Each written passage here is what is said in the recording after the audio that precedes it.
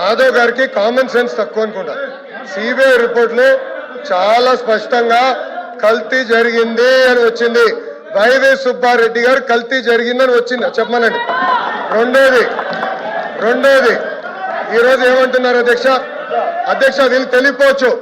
ఇప్పుడు market price పెరిగింది. నెయ్యి కల్తీ చేసి నెయ్యి సప్లై చేయమంటారా 300 రూపాయలకి? వాళ్ళు చేసినట్టు నెయ్యిని కల్తీ చేసి సప్లై చేయమంటారా? ఈ రోజు కామన్ సెన్స్ గూగుల్లో చెక్ చేయొచ్చు ఎంతుందో మార్కెట్ ప్రైస్ మీకు తెలుసు.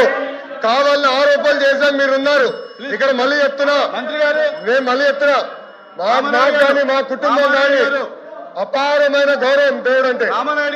మేము ఏనాడు మాకు రైట్ ఉన్నా ముఖద్వారం నుంచి నడవాలా, క్యూ కాంప్లెక్స్ నుంచి వెళ్ళిన ఘనత మాది. మీ నాయకుడు కనీసం సంతకం పెట్టలా. మీరే మారుతారు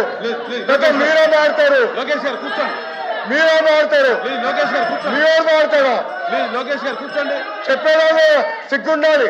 కల్తీ జరగలేదంటారా? దేవుడు వదిలిపెట్టాడు. మాధవ్ని చెప్తున్నా దేవుడు మిమ్మల్ని వదిలిపెట్టాడు. టైం అంటే రాసుకో బ్రదర్.